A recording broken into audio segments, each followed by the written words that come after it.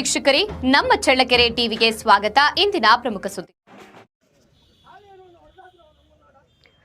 ಗಡುವಿನ ಬಳಿಕ ನಗರಸಭೆ ಕಾರ್ಯಾಚರಣೆ, ಶಿಥಿಲ ಮಳಿಗೆ ತೆರವಿಗೆ ಚಾಲನೆ. ಬೀದಿಗೆ ಬಿದ್ದ ಕುಂಬಾರಿಕೆ ಮಡಿಕೆಗಳು, ವರ್ತಕರು ಅಧಿಕಾರಿಗಳ ಮಧ್ಯ ಮಾತಿನ ಚಕಾಮಕಿ.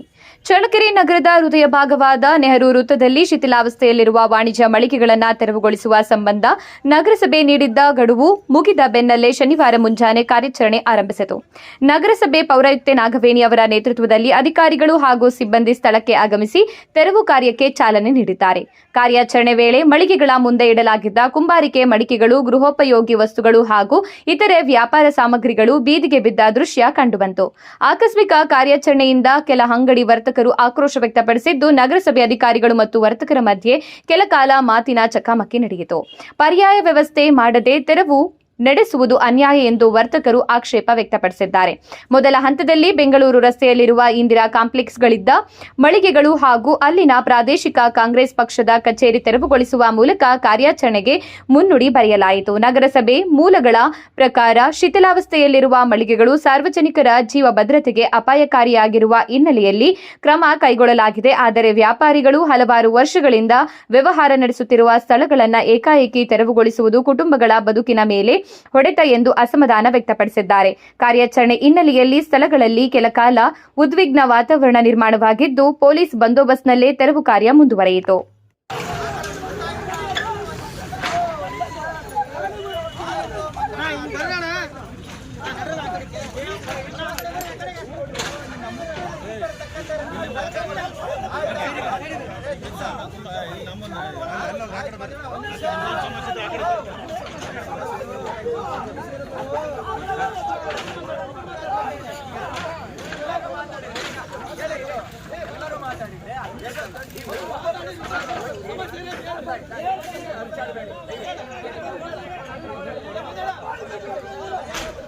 ಮಂಜು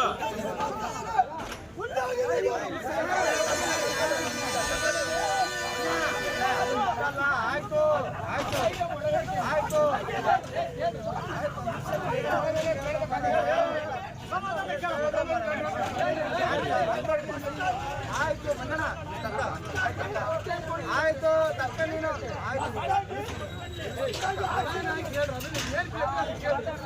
ಒಂದು ನಿಮಿಷ ಮಂಜಣ್ಣ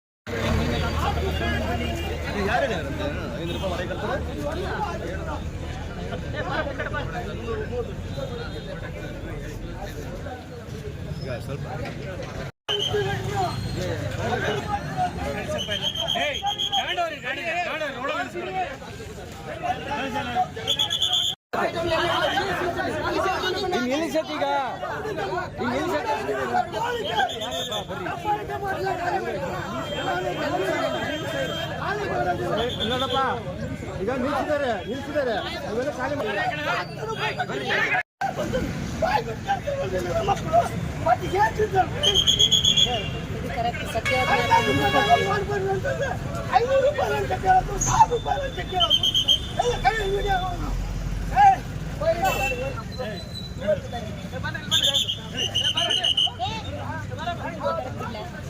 ರೂಪಾಯಿ ಕೇಳ್ತಾರೆ. ಒಂದು ಯಾವ್ದನ್ನ ನಲ್ಲಿ ಹಾಕ್ಬೇಕಂದ್ರೆ 1000 ರೂಪಾಯಿ ಕೇಳ್ತಾರೆ. ಇವ್ರು ರಾಜ್ಯಕ್ಕೆ ಏನೈತಿ? ಇವ್ರು ಸರ್ಕಾರಿ ಅಧಿಕಾರಿಗಳ ಅಧಿಕಾರನ ಮಾಡೋದು.